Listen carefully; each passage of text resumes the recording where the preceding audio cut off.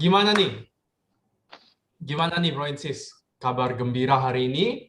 Hari ini ada satu news, satu cerita yang akan so amazing, seperti yang udah disebar-sebarin ya di brosurnya, di flyernya. My Son, My Miracle. Jadi, nah ini unik sekali nih. My Son, My Miracle. Miracle-nya itu apa?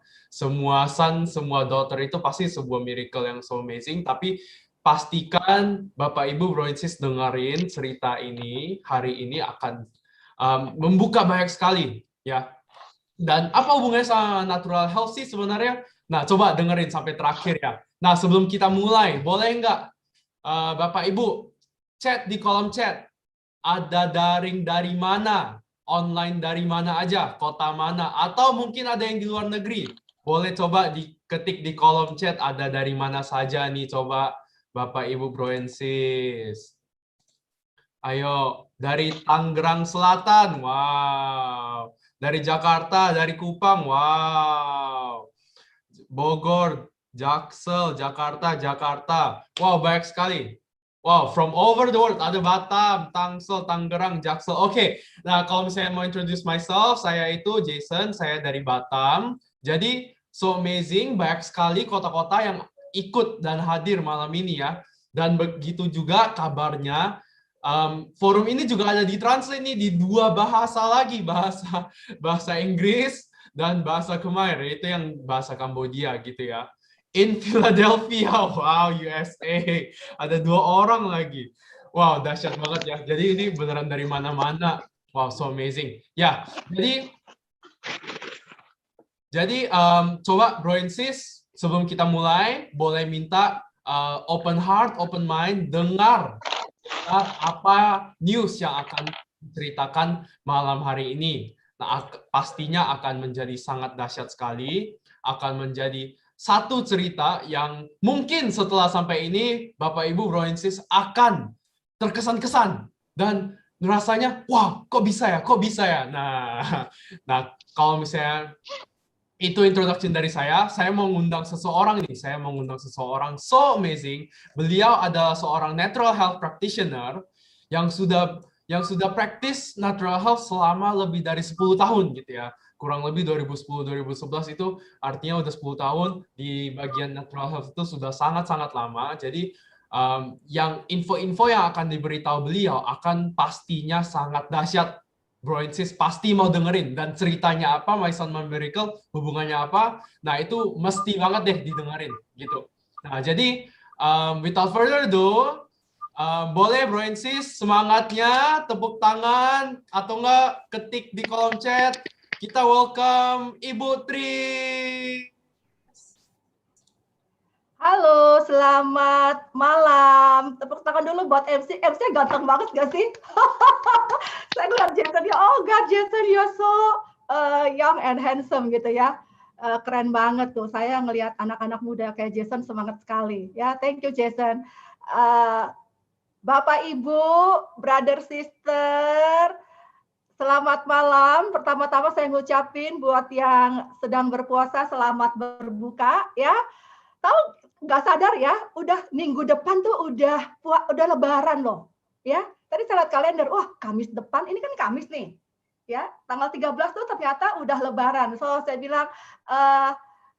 bilang gini, hebat yang sudah menjalani ibadah puasa sampai dengan minggu ketiga, ya. Tinggal the last mile, akhir mencapai hari kemenangan gitu, ya.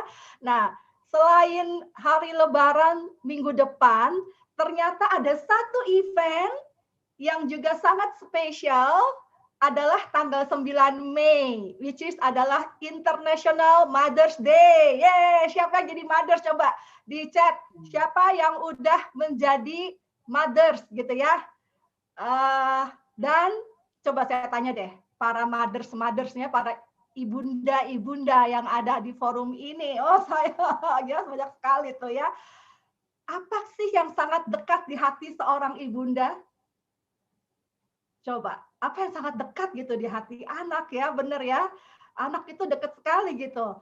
Dan ternyata ini emang hebat loh, perempuan tuh hebat. Saya bilang tepuk tangan buat semua perempuan yang ada di forum ini, ya. udah ternyata tuh seorang perempuan, Mother's Day ini mothers ya, nggak cuma stop di mothers ke anak, bahkan ke cucu, bener nggak?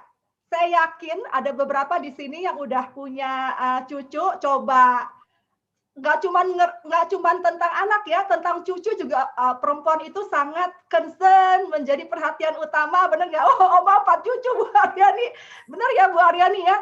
Nggak cuma, oh Pak Uswat juga, nggak cuma soal anak, bener ya? Sampai ke cucu juga, oh Nia, oh my good, oh God, tepuk tangan buat semua mothers yang ada di forum ini dan grandma. Tapi saya juga yakin bahwa nggak cuma mothers, fathers juga sayang sama anak, benar nggak? Makanya bapak-bapak, welcome to this forum. Ini memang topik ini saya bawakan berhubungan dengan Mother's Day. Saya mau mengapresiasi semua ibu-ibu dimanapun berada terhadap perjuangannya untuk membuat anaknya senantiasa sehat, sejahtera gitu ya. Berapapun umur mereka, benar nggak?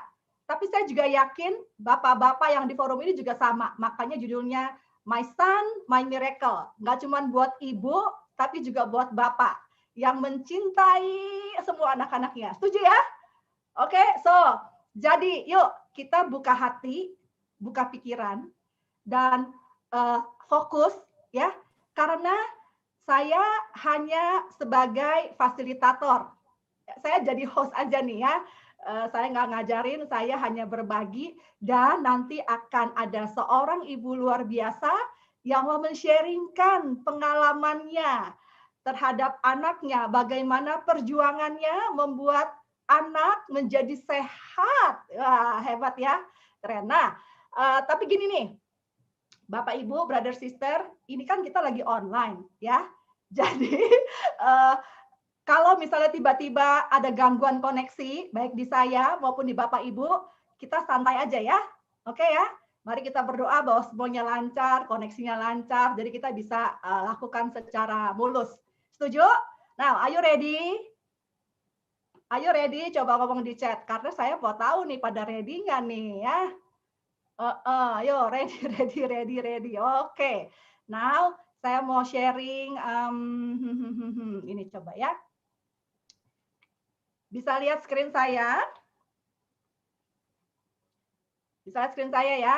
Nah, karena ini ngomongnya soal orang tua, soal anak, maka salah satu tantangan menjadi orang tua adalah kalau punya anak yang ternyata lahirnya prematur. Ya kan? Nah, saya mau cerita dulu nih. Oke, tentang kelahiran prematur, saya ambil dari WHO ya, dan saya terjemahkan. Ternyata setiap tahun ada 15 juta loh bayi yang lahir prematur.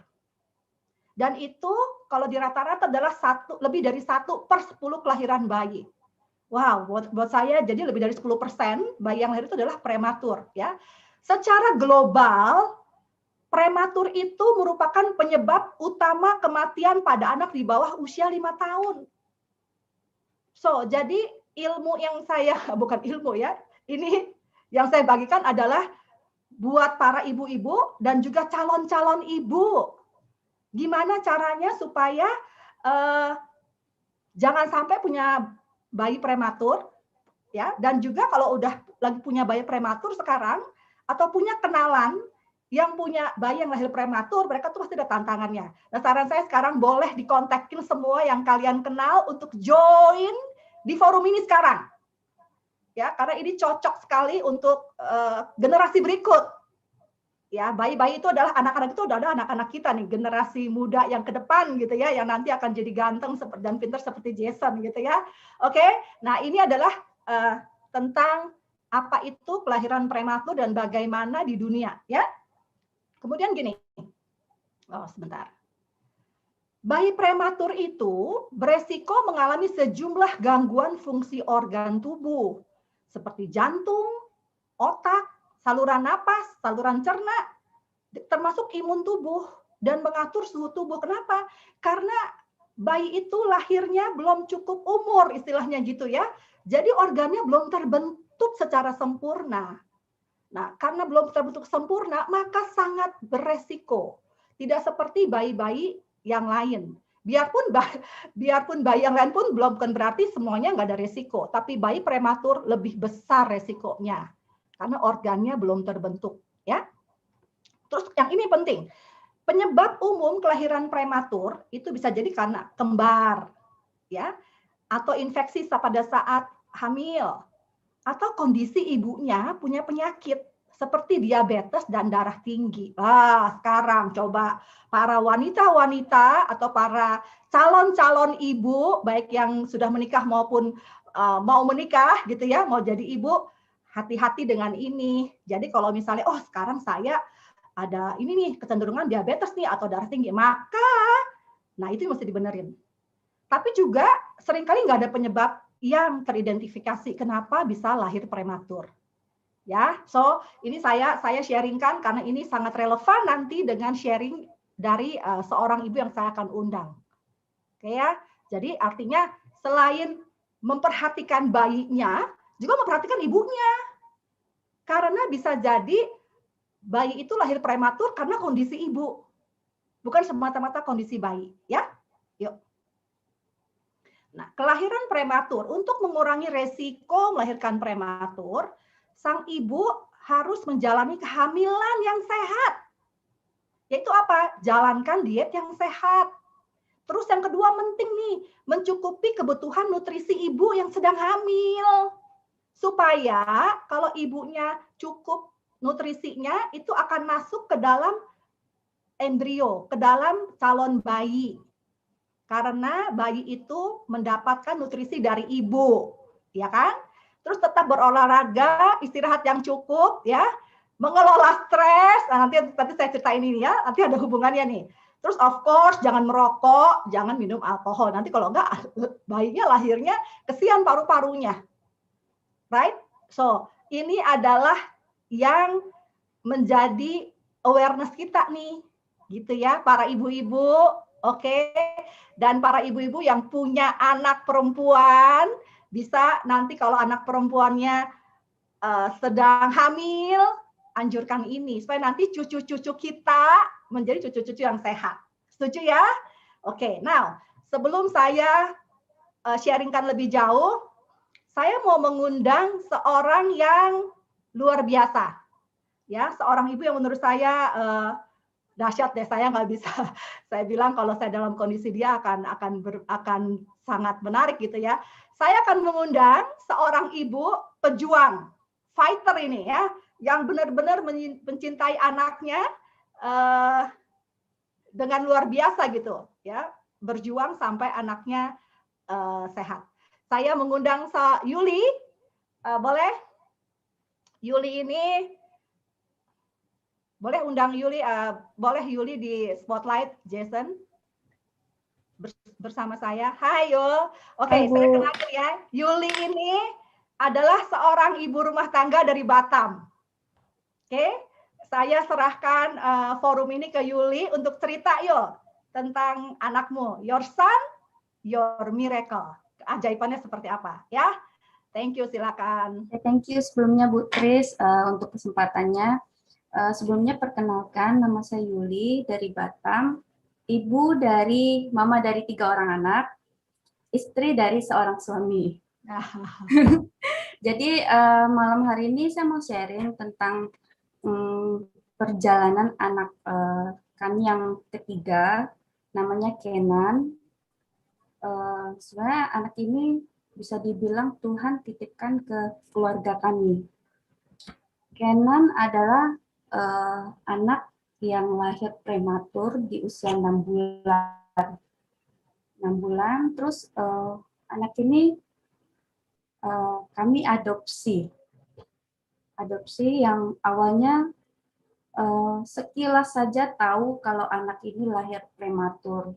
Tapi untuk histori jelasnya sebenarnya kami kurang tahu karena awalnya sebenarnya anak ini cuma dititipkan sementara ke keluarga kami karena waktu kemarin sekitar 6 bulan, 7 bulan yang lalu itu kan corona lagi ganas-ganasnya.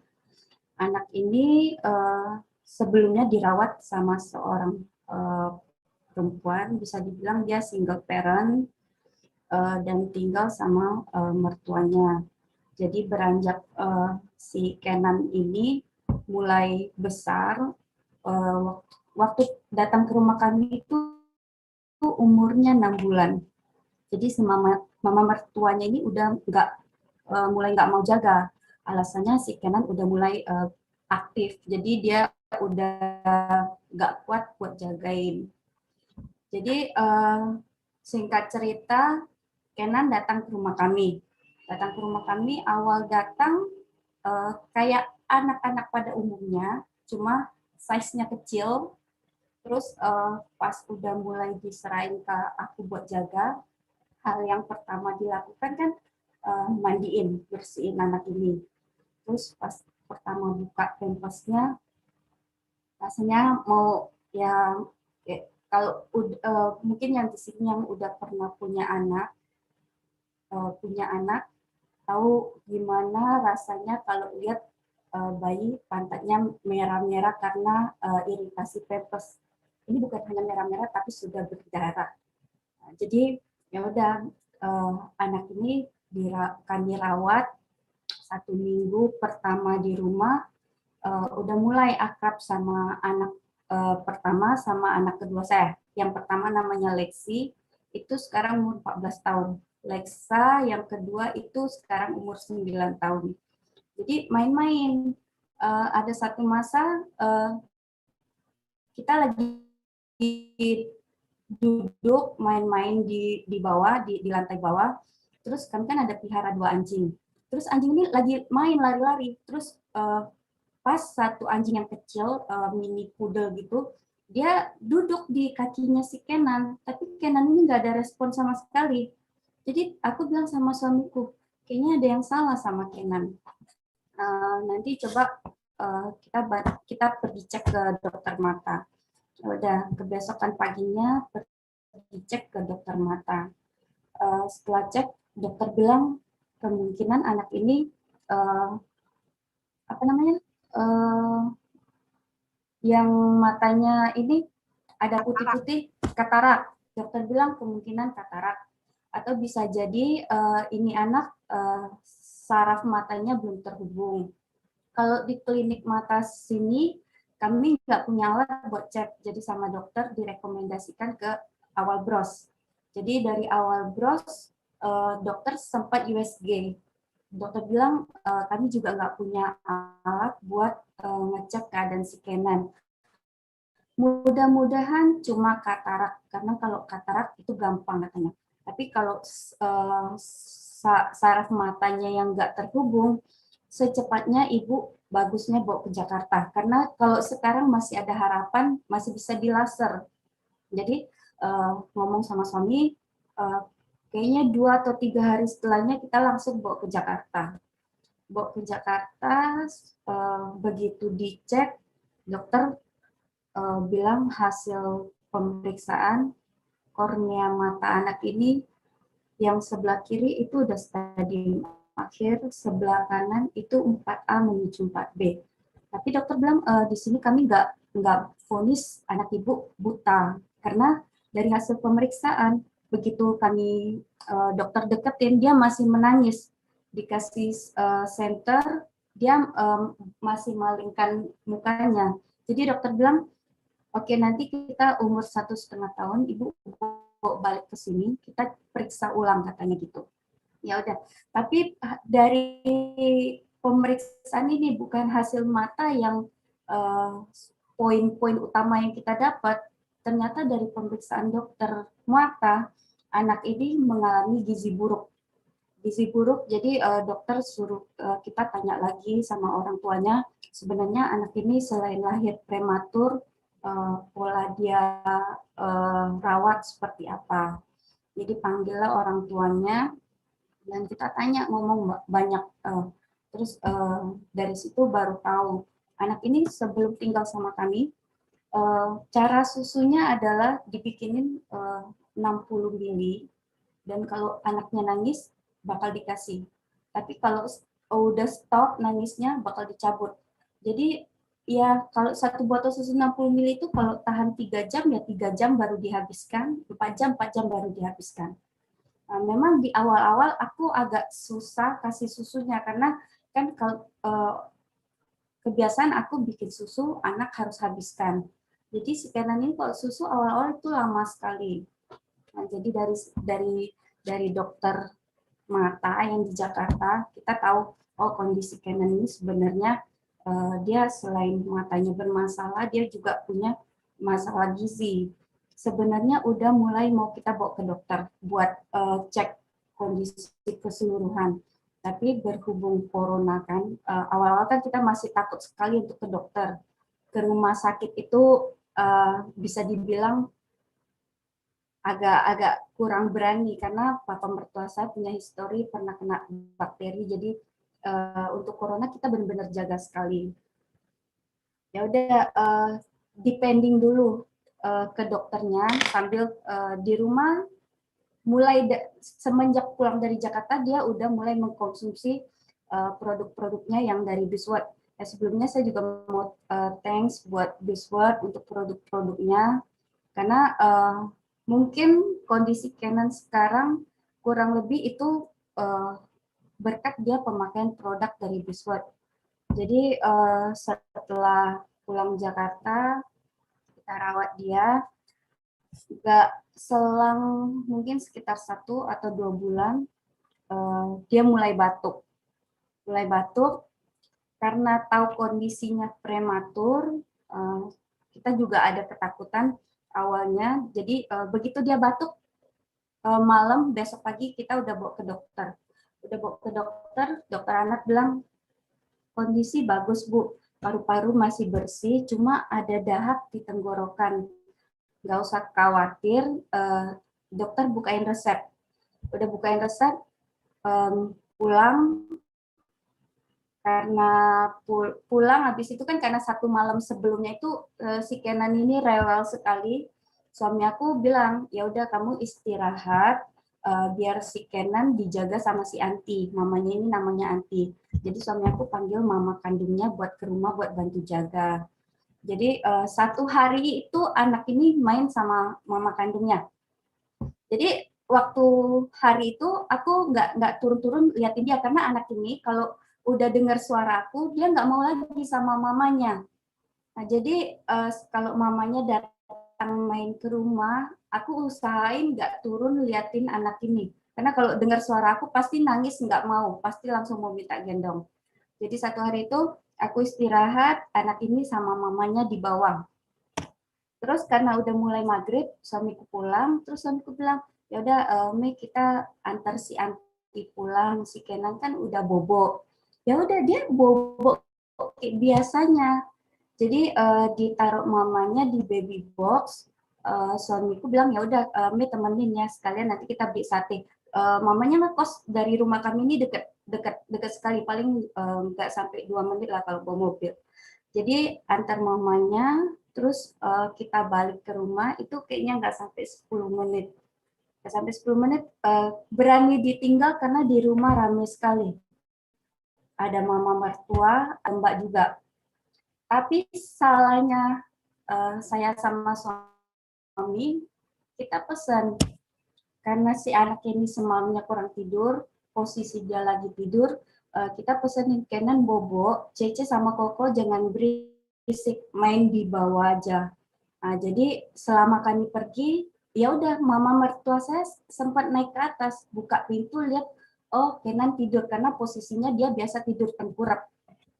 Jadi pas aku pulang, suamiku bilang, tanya si Lexa, si Kenan nangis? Enggak ada suaranya. Terus suamiku bilang, kayaknya ada yang nggak biasanya, Mei. Coba liatin si Kenan katanya.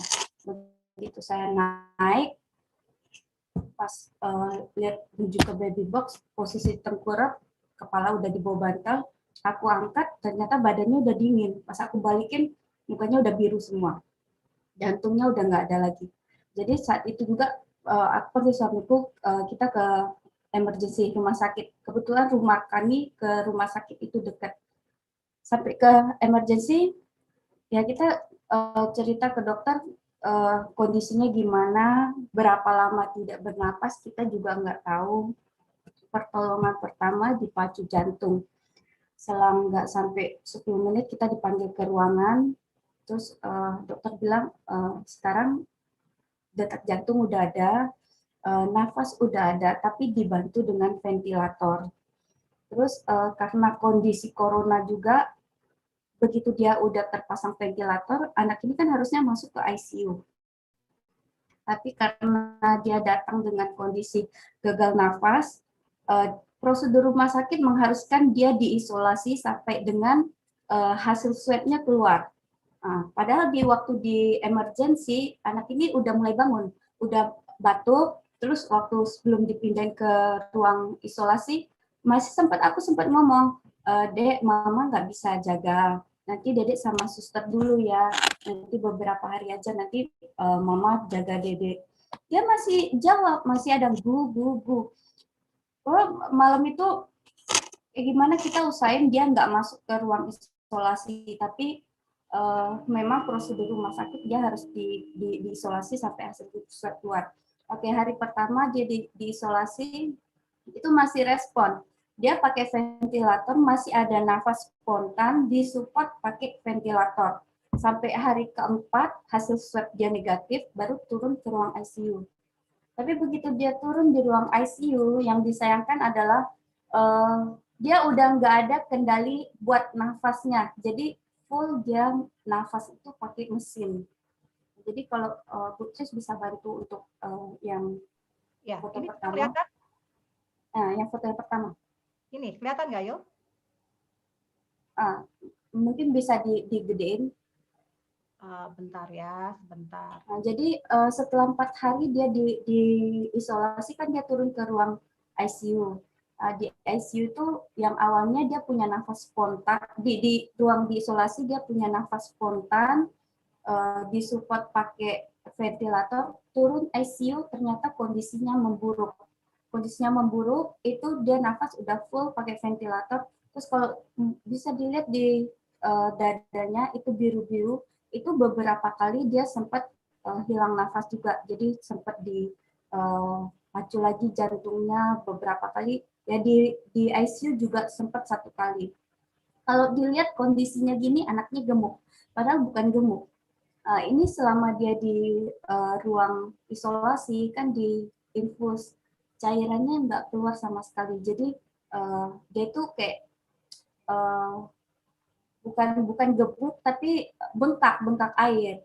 Terus kakinya juga bengkak-bengkak gitu. Nah, ini hari pertama dia turun ke ruang ICU. Jadi waktu dia turun, kita udah izin sama dokter untuk pasang kuantum di ruang ICU. Nah, mungkin bisa dibantu untuk slide foto berikutnya, Bu. Nah, ini kondisi dia setelah di ruang perawatan. Setelah kurang lebih 2 minggu di ICU. Dengan kondisi dia nggak mampu pipis sendiri. Terus ini yang awalnya dia nafas pakai ventilator dari mulut, tapi karena dari mulut nggak bisa lewat dari 14 hari, di hari ke-10 itu dokter udah panggil kita. Dokter bilang, Bu, Pak, anak ini kondisinya kalau bisa dibilang lumayan berat. Kalau kita ngomong persentase, anak ibu kemungkinan cuma 30% bisa bertahan hidup. Nah, jadi waktu dokter bilang kayak gitu, sebenarnya kita udah mau tarik dari rumah sakit, mau pindahin ke rumah sakit lain. Tapi karena corona, yang nggak bisa. Terus kita juga sempat tanya ke beberapa dokter.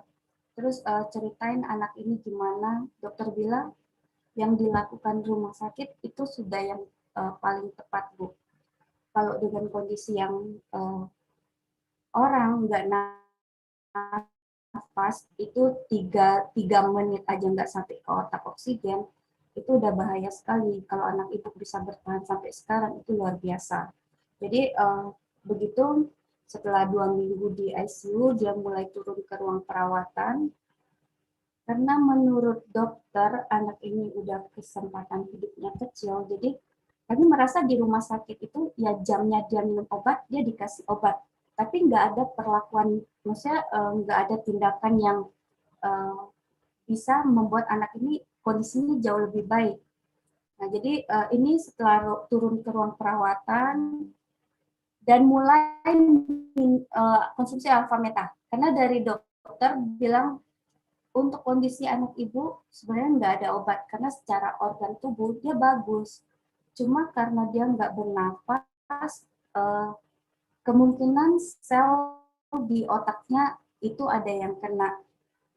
Jadi waktu dia di ruang ICU itu dia sama sekali nggak, ya mungkin dia kalau mau ngadu dia nangis itu cuma air matanya yang keluar. Kok dinyanyiin dia tahu, kok kita datang dia tahu, dia cuma bisa keluar air mata. Kalau dia ke ruang perawatan, mulai waktu di ICU kita bilang sama dokter kita mau kasih dia minum ada vitamin buat sel tubuhnya. Dokter tolak sama sekali. Dokter bilang kondisi anak ibu belum stabil, belum bisa konsumsi apa-apa.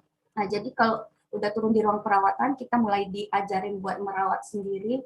Nah, di situ kami mulai kasih dia minum alfa meta. Dan perlahan dia udah mulai membaik. Cuma untuk kondisi tubuh, dia suhu tubuhnya nggak pernah mau turun. Paling rendah itu 38,5. Sampai dia dirawat, berarti 14 hari, 18 hari, sekitar 8 hari di ruang perawatan, kayaknya anak ini nggak ada kemajuan, jadi terus kita lihat juga hari-hari dia diambil darah, hari-hari ditusuk sana sini, badannya itu kasihan sekali sampai badannya memar-memar, merah-merah semua. Jadi ngomong sama suami, mungkin ada bagusnya Kenan kita bawa pulang dan rawat di rumah, karena selama dia di rumah sakit, saya merasa kalau yang dilakukan suster itu saya mampu lakukan di rumah. Oke, jadi dengan kondisi Kenan yang masih demam, kita pulang paksa. Jadi statusnya anak ini kita minta pulang secara paksa.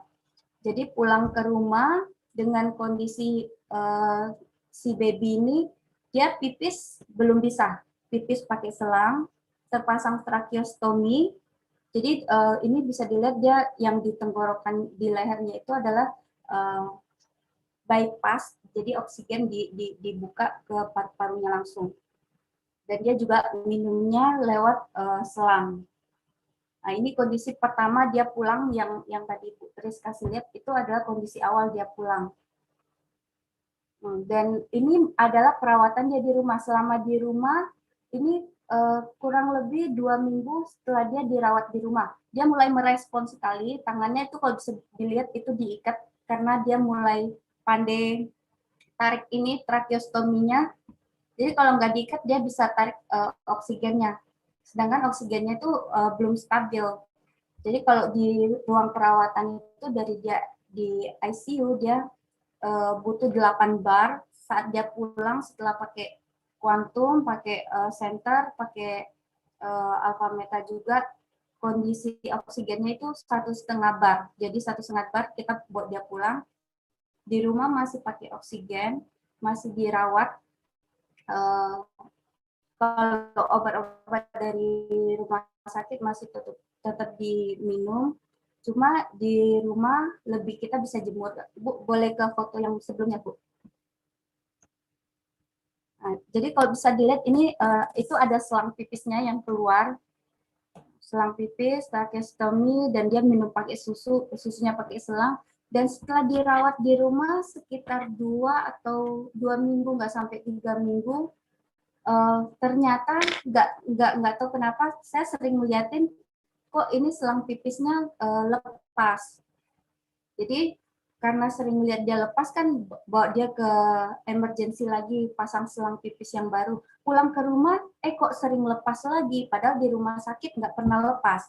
Jadi aku perhatiin kenapa ini selang pipis bisa lepas.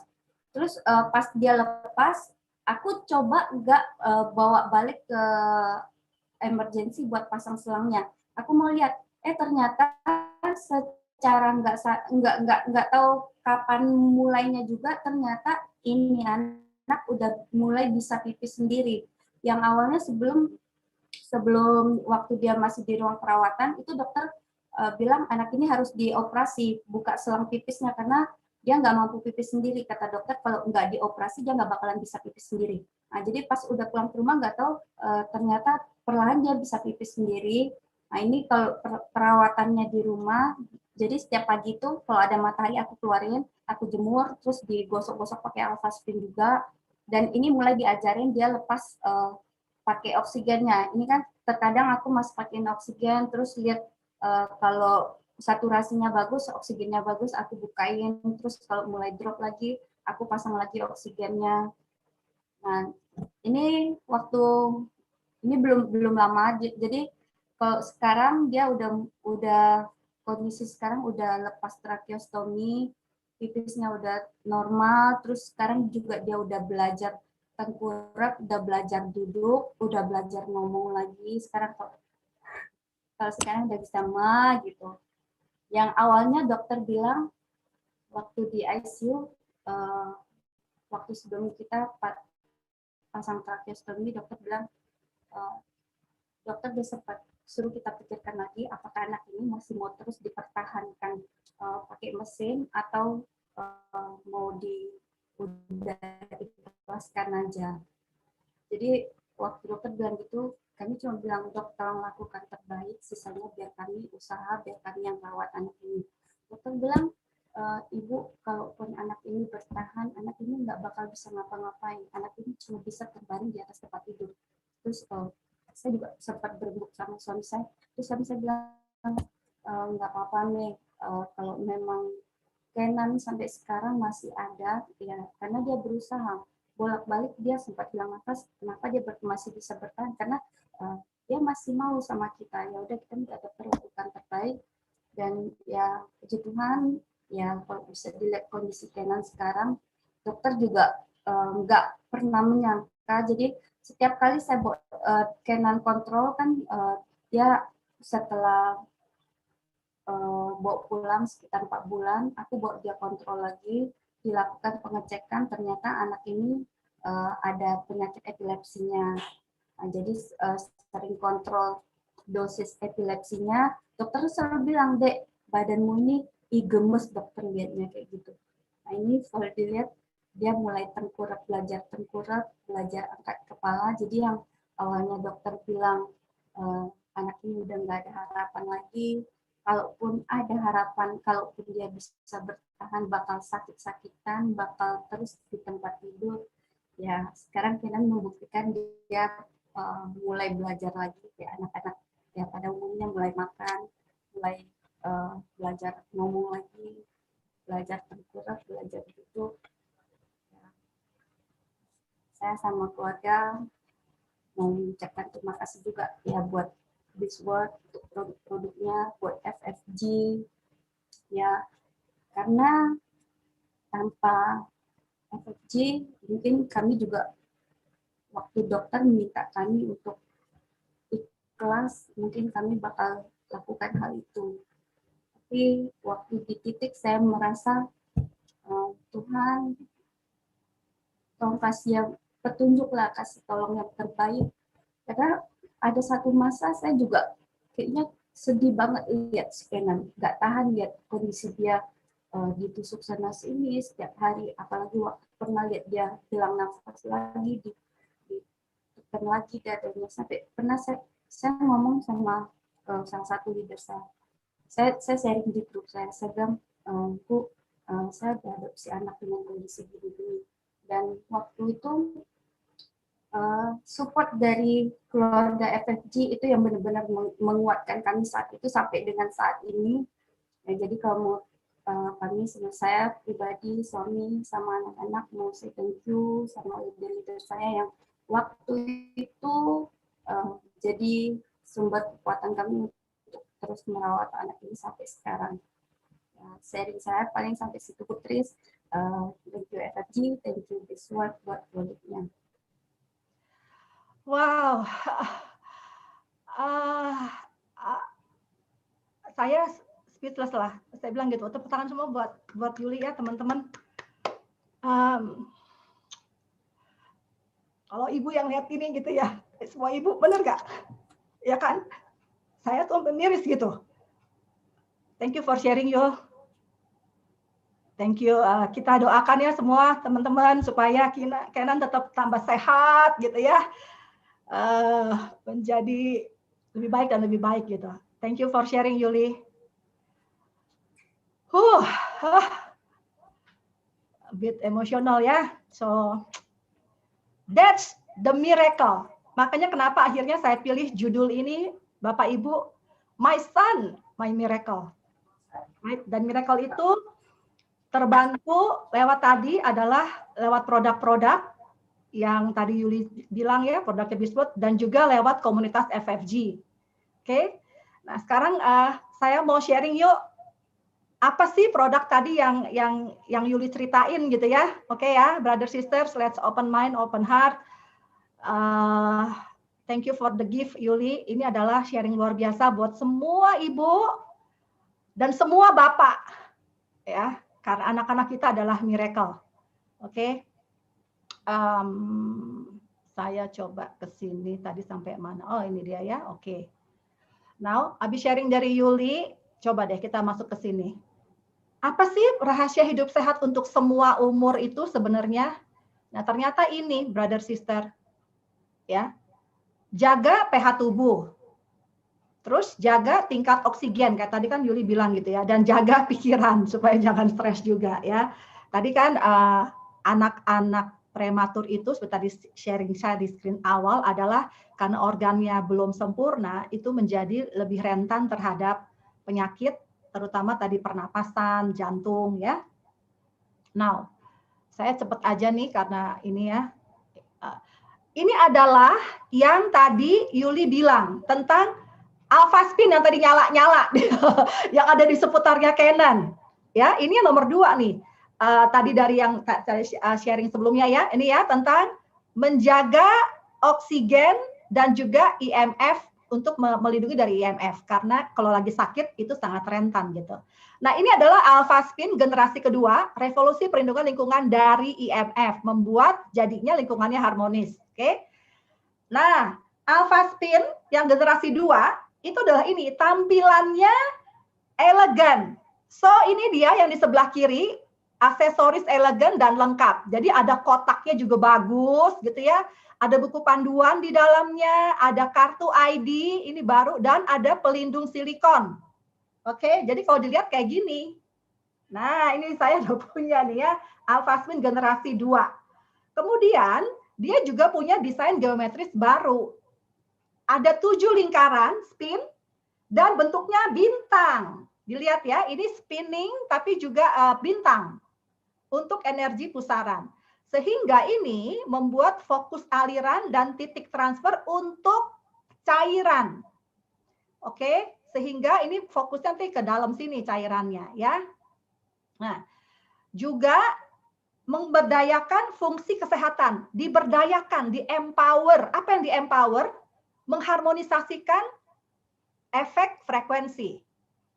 Ini di-induce ya, di-induce nih dengan frekuensi berputar spinning sehingga membentuk medan energi kuantum. Tadi Yuli bilang gitu, dipasang menjadi kuantum sejak di ICU. Kemudian harmonisasi frekuensi untuk membentuk frekuensi gelombangnya alfa. Ini adalah gelombang alfa yang membuat semuanya harmonis sehingga koordinasi sel tubuh yang lebih baik. Makanya kenapa sekarang Kenan udah bisa mulai menggerakkan badannya. Keren banget kan? Sehingga, kata Yuli gitu, pada saat di ICU itu dan beberapa saat di ruang perawatan itu nggak bisa bergerak badannya. Kemudian mulailah beberapa hari kemudian, lihat ya ini cepet loh. Untuk seorang bayi yang umurnya masih 6 bulan, prematur 6 bulan, kemudian 6 bulan kemudian setelah lahir, berhenti napas. Oke? Berhenti jantung. Sehingga menjadi kembali sehat seperti sekarang, bisa napas normal tanpa bantuan. Wow, saya bilang gitu, itu kan blessing banget ya. Ternyata dibantu juga adalah dengan ini, alpha spin. Mengembalikan juga optimalkan frekuensi dan melindungi dari efek bahaya IMF. Dan apa? Memberdayakan struktur air. Ya. Jadi buat air lebih stabil strukturnya, lebih baik. Mempromosikan penyerapan sel lebih baik, ya, meningkatkan distribusi oksigen dalam darah sehingga kesehatan secara umum lebih baik. Ya, ini alfasfin luar biasa loh. Ya. Kemudian ada memberdayakan fungsi kesehatan secara umum ya. Nah, ini buat semuanya nih, memberdayakan efek anti penuaan. Karena merangsang pembentukan elektron bebas dalam cairan, meningkatkan sifat antioksidan, dan efek positif terhadap anti-aging. Yang di sebelah kanan, brother sister, coba dilihat ya, ini perbandingan untuk air minum biasa, yang tanpa alfasfin dengan alfasfin. Oke, ternyata dengan dikasih alfasfin, lihat ya, ini kayak gini. Makanya saya langsung semua air minum saya di rumah saya pakai alfasfin. Oke, ya, ini alfasfin baru nih ya, generasi 2. Itu lebih banyak kemampuan antioksidannya, antioksidan. Sehingga elektron bebas berkurang sebanyak 76. Wow. Kebayang nggak? Kalau ini kita minum, artinya membantu meningkatkan kemampuan antioksidasi dalam badan, ya. Nah, ini yang canggih banget karena sekarang alfasfin yang baru ini ada kromoterapi, terapi warna. Apa itu kromoterapi? Warna itu adalah energi semuanya. Gelombang warna itu beda-beda. Gelombang warna merah, ungu, biru, hijau, kuning, orange itu semua beda frekuensi. Nah, setiap cahaya itu bergetar frekuensi beda sehingga buat tubuh juga itu cocok. Meningkatkan keharmonisan tubuh, ya. Lihat ya, itu kayak warna pelangi, bener nggak? Ini alfasfin ada warnanya. Kalau dilihat ya, warna alfasfin yang baru tuh begini kan? Ya. So, kalau merah itu apa? Mengaktifkan peredaran darah dan saraf. Ungu, bantu detox dan relaksasi. Mengurangi stres yang biru, ya, ketegangan tubuh. Biru muda menjadi lebih sejuk. Oke, menenangkan. Makanya kalau orang yang demam, ditempelin tuh, kayak tadi Kenan ya, di rumah sakit, dia demamnya tinggi terus, lama-lama dia demamnya berkurang gitu. Regenerasi yang hijau, ya. Terus yang kuning itu pembersihan tubuh dan pikiran, yang orange memberikan energi dan sistem pernapasan. Saya bilang siapapun yang belum punya alfasfin generasi 2 sebaiknya segera cari ya, hubungi orang terdekat yang mengundang kalian dan manfaatkan terapi warna ini. Karena terapi warna ini hanya ada di alfasfin baru. Alfasfin lama belum ada ya. Nah, terus bagaimana cara gunainnya? Yaitu bangun kuantum. Seperti tadi Yuli bilang, dia bangun 4. Oke? Begitu ada 4, itu menjadi quantum field, areanya menjadi harmonis, menjadi bebas dari efek EMF. Kemudian taruh di air, ya, di jar di rumah atau di tumbler, kemana-mana dibawa. Nah, terus tadi juga yang kayak Kenan adalah pakein ini buat terapi. Tuh, saya punya tuh. Ya, ini dalamnya alfasfin generasi 2 juga. Karena ada efek warna di sini. Terapi warna ditempelin. Tadi Kenan ini tempelin di kepala, ya, ada tempelin di manapun area yang perlu diterapi. Oke, ini adalah kurang lebih manfaat alfasfin yang bisa dimanfaatkan ya untuk kesehatan kita. Yang kedua adalah tadi Yuli bilang, selama di rumah sakit pun begitu udah boleh makan, Kenan dikasih makan alfa meta. Apa itu alfa meta? Makanan sel. Ini adalah makanan sel, semua bentuknya biji-bijian, ya, bukan daging-dagingan ternyata ya, makanan sel bukan daging-dagingan, bukan susu-susuan, bukan susu, tapi biji-bijian, oke? Nah ini yang membuat pola makan tidak seimbang itu adalah kalau pola makannya sebelah kiri. Nah itu dahsyat kan, itu daging gitu ya. Oke, donat, gula ya, alkohol tadi, soda. Sedangkan yang kita perlu adalah kita mesti ini menjadi asidik. Kalau semakin ke kiri semakin asidik, semakin ke kanan semakin alkaline secara pH. Apa itu yang alkaline? Ini makanan-makanan dari dari tanah yang 5 warna. Nanti saya hubungi nama yang berikut ya. Makanan-makanan segar, sayuran dan buah, nggak ada daging kan di sini. Dan 5 warna itu menjadi alkaline. Dan airnya air minum. Of course, air minum yang sehat. Yang kalau dilewatin alfasfin akan menjadi luar biasa. Ya. Oke. Ini dia kombinasi makanan sehat yang sebaiknya seperti ini. Jadi yang sifatnya basah itu, alkaline itu yang tengah nih, sayuran. Ini kan semua 5 warna, benar nggak? Ada terong, kacang hijau, bayam, salad, jamur. Ini beda-beda warna nih. Ini yang sehat. Sedangkan yang kita suka makan, kebanyakan yang kiri dan kanan. Sebetulnya itu nggak sehat karena mengandung banyak asam, ya. Nah, keseimbangannya harusnya begini. Harus lebih banyak makanan yang bersifat basah, 70%, dan yang asam 30% aja. Oke. Yang terjadi itu apa sih? Gaya hidup perkotaan ya ini. Banyak orang makannya yang asidik, daging-dagingan, ya, gitu ya. Juga yang bersoda-soda misalnya ya, atau yang legit-legit gitu ya. Sehingga ya itulah sel tubuh kelaparan karena selnya nggak dikasih makan. Oke. Nah, ini penting sekali. Ini yang terjadi dengan kondisinya Kenan juga ya. Sel itu harus melakukan fungsi 4, pembuangan racun, perbaikan sel, perlindungan sel, dan peremajaan sel. Ini adalah fungsi sel.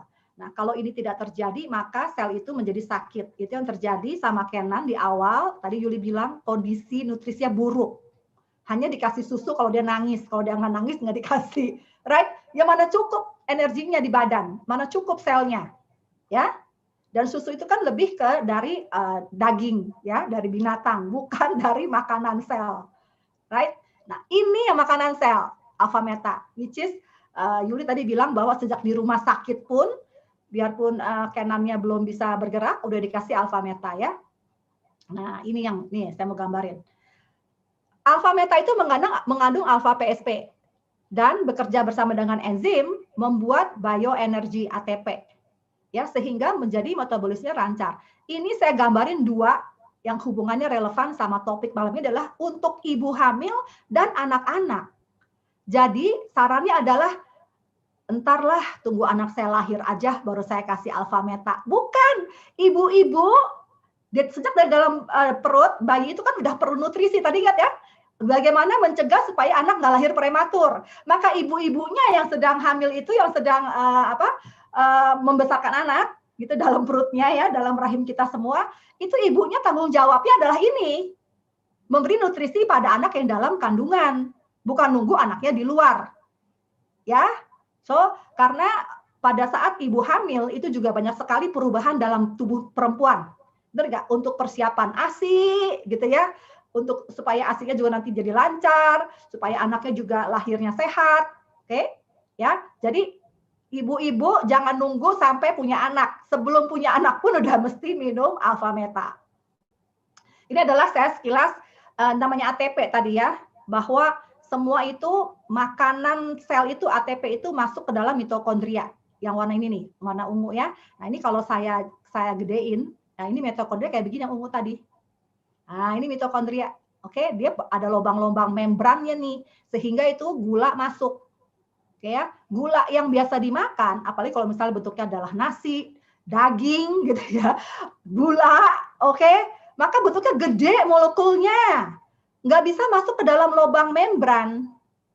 Nah, untuk bisa jadi kecil itu butuh energi namanya ATP, butuh 35 ATP buat ngecilin yang hijau ini jadi kecil-kecil.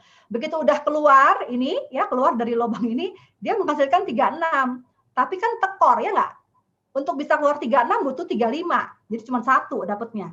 Sedangkan alpha meta itu udah kecil dari sononya. Jadi udah nggak butuh 35 lagi, butuhnya hanya 0. Masuk keluarnya 36. Lihat nggak bedanya?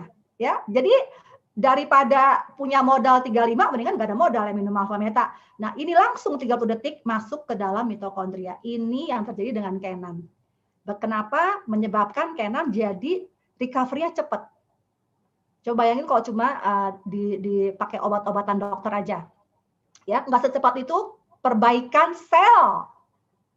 Perbaikan sel, ya, karena selnya dikasih makan. Nah, alpha meta buat siapa? Ya ini. Untuk semua orang. Semua usia supaya menjadi sehat. Oke. Nah, konsumsinya gimana? Campurin 1 sendok, aduk, minum 3 kali sehari dalam 3 bulan pertama. Kalau dalam kondisi sakit diperbanyak, jangan cuma 3 kali, 5 kali juga oke. Ya, setelah itu bisa di-maintain. Nah, yang kedua adalah saya mau sharing juga tentang produk yang berikut itu adalah Phytomax dari Phytonutrient ya. Tadi Yuli sempat bilang, iya nih lagi COVID, jadi banyak tantangan gitu ya bahkan untuk bisa masuk rumah sakit aja mesti dites dulu. Nah, Phytomax ini juga membantu tadi menjadi makanan yang sifatnya alkaline. Makanan dari sayur-sayuran dan buah yang sifatnya 5 warna tadi. Nah, ini relevan. Jadi berhubungan misalnya, aduh, anak-anak ya pada umumnya anak-anak saya ngomong, nggak mau makan sayur kan? Ya aduh, boro-boro deh makan sayur. Kalaupun mau, mesti dipaksa lama. Udah dipaksa, juga makanan nggak banyak.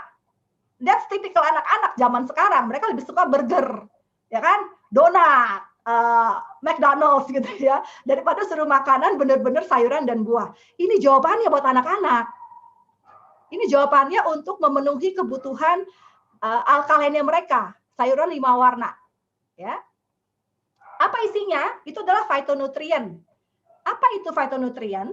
Itu adalah senyawa yang hanya ada dari tanaman, warna alami. Dan itu tugasnya adalah mengurangi penyakit. You see, buktinya apa ya? Phytonutrient sangat bermanfaat ya. Kan itu namanya tumbuhan, ada yang tumbuh di daerah yang panas banget kayak kaktus. Ada yang dingin banget nih kayak di Alpine nih, dingin banget nih. Ini pegunungan Alpine tuh tinggi sekali ya. Ada juga pohon-pohon yang secara nggak ada yang itu tiba-tiba ada pohon yang kepotong, keiris segala macam. Kok bisa ya pohon itu tetap sehat? Karena mereka mempunyai phytonutrient. Nah ini kalau ini ada dalam tubuh kita, bayangin nggak? Kalau ini ada dalam tubuh anak-anak kita, sehingga sel tubuh anak-anak itu bisa proteksi dan bisa menyembuhkan diri karena punya phytonutrient dalam tubuh anak-anak. Ya. Nah, sekarang apa sumber warnanya? Ada 5 warna. Ini harusnya begini nih makanan tiap hari. Nih menurut WHO harus konsumsi warna bervariasi 5 dan harus 400 gram per hari, beberapa kali sehari. Lah kalau anak-anak coba ya. Kita aja belum tentu, benar nggak? Orang tua aja belum. Ini hasil WHO. Ternyata ini tidak cukup makan. Nggak cukup makannya. Nggak cukup. Kalau anak-anak aja nggak cukup, apalagi kalau orang tua aja nggak cukup, apalagi anak-anak. Bener ya? Nah sekarang mau nggak solusinya? Gimana supaya anak-anak kita konsumsi 5 warna sumber fitonutrien? Ini adalah manfaatnya fitonutrien. Oh, antioksidan, kekebalan tubuh, antimikroba, anti tumor. Ya, ada enzim, efek gula darah, kolesterol, wow, aktivitas hormon. Nah, ini semua ada manfaatnya fitonutrien di sini, di Phytomax. Ya, bentuknya begini. Tinggal nanti ditetes aja. Tetesin ke dalam air. Oke. Jadi kalau saya, ini demo sedikit ya, karena gampang. Begini, air, tek, tetes. Dah, gampang kan buat anak-anak? Suruh makan sayuran kan saya gitu anak-anak kadang-kadang mesti diuber ditongkrongin dimarahin baru dia makan sayuran. Sekarang mah nggak usah kasih air minum tetesin. Nah, anak saya pokoknya tiap kali minum, anak saya sekarang ya Ryan udah cukup besar gitu. Berapa tetes kok? 10. Dia ngitung sendiri tuh tes 1 2 3 4 5 6 udah 10 baru dia minum. Gampang nggak? Daripada saya tarik urat, Ryan makan sayuran, tarik urat. Kalau sekarang nggak usah tarik urat, tetes aja. Mau minum berapa kali pun di rumah, yang penting sebelum minum tetes. Nah itu dia. Ini bermanfaat buat anak-anak, ibu-ibu, bapak-bapak, ya, mengcover 5 warna. Actually, ini Phytomax dari 22 sayuran dan buah. 22 5 warna. Keren. Ya. Oke. Terus jadi gabungannya apa? Ya ini. Deng. Alpha Meta untuk makanan sel dan Phytomax untuk proteksi. 2. Makanan sel buat selnya jadi sehat dan ini untuk proteksi selnya supaya nggak sakit dari virus, terutama lagi sekarang ya. Oke, itu adalah sharing saya. Thank you untuk mendengarkan sharing dari saya. Saya kembalikan kepada Jason. Kepada MC yang ganteng. Okay, thank you Bu Tris, thank you very much for the sharing, thank you very much for the information. Keren banget ya, tadi ceritanya dari Bu Yuli, so amazing, such a miracle baby. Jadi Bro and Sis, Bapak Ibu sekarang udah tahu ya, miracle son-nya itu seperti apa, dari seseorang, dari sebuah anak yang lahir prematur hanya 6 bulan saja, tampaknya nggak apa-apa, biasa aja, tapi sewaktu tiba-tiba gagal nafas, nggak bisa nafas, dingin badannya, jantungnya berhenti, itu semua gara-gara satu prematur, badannya tidak ready untuk ada gitu kan. Habis itu ditambah lagi nutrisinya kurang. Tapi hanya dengan Alphaspin dan Alphameta, recovery-nya sangat-sangat cepat. Walaupun dokter sudah bilang ini udah nggak ada hope lagi, udah nggak bisa lagi. Kalau bisa direlain aja. Tapi enggak, hanya 6 bulan kemudian si Kenan udah bisa rayain ulang tahun yang pertamanya. Jadi dahsyat banget dan udah mulai bisa bergerak, ngomong gitu ya. Nah, jadi Bro Inci, saya mau info tentang satu info yang sangat-sangat dahsyat, kalau misalnya bisa dilihat di slide ini. Ya, untuk hanya sampai tanggal 9 saja. Ya, jadi untuk Alphameta, bagi yang tertarik, kami ada promo, beli 4 botol, mendapatkan 1 botol gratis Alphameta. Ya, 1 botol dengan harga 1.232.000. Jadi 4 botol hanya sekitar 4 juta, tidak sampai 5 juta, dan Anda mendapatkan 1 gratis Alphameta seharga 1.200.000. Dan juga tadi kata Butris, ada produk yang baru, ya, Alphaspin 2.0.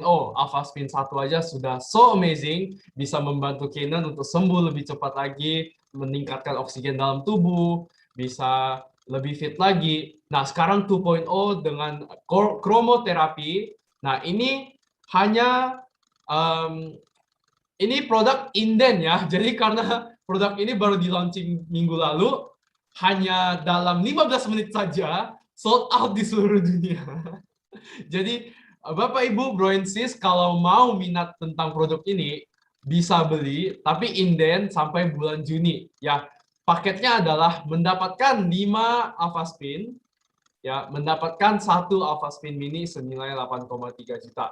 Ya, dengan total barang ini sekitar 44 juta. Ya, untuk 5 paket mendapatkan 1 Alphaspin mini seharga 8,3 juta. Dan ini promo, hanya promo inden dan hanya untuk waktu yang sangat-sangat singkat dan limited ya. Ingat, ini limited sekali di seluruh dunia, hanya 15 menit saja, minggu lalu langsung sold out gitu. Jadi jangan lewatkan kesempatan ini, promonya hanya sebentar saja dan limited units gitu, karena hot banget itemnya. Jadi Bro and Sis, Bapak Ibu yang mau produk ini, boleh langsung tanya saja kepada yang mengundang. Dan itu saja dari kami malam ini. Terima kasih sudah hadiri acara webinar ini, Natural Health Webinar tentang My Son and My Miracle. Semoga informasi-informasi yang kami berikan malam ini sangat-sangat berguna, bermanfaat, dan jika merasa, wah ini sesuatu yang menarik nih, sesuatu yang dahsyat, jangan simpen sendiri aja, jangan beli sendiri aja, tapi juga beritahu keluarga, teman, kerabat, orang di kantor, kerja. Nah, karena kalau misalnya sesuatu yang bagus, nggak bisa kita simpan sendiri, kita harus berikan kepada orang lain juga, gitu. Jadi itu aja dari kami. Sampai situ webinarnya. See you next time. Goodbye. Thank you, Jason. Thank you. Thank you, Jason. Thank you, Butris. Sama-sama. Thank you semua. Happy Mother's Day. Happy Mother's Day. Thank you semua. Happy Mother's Day. Thank you very much.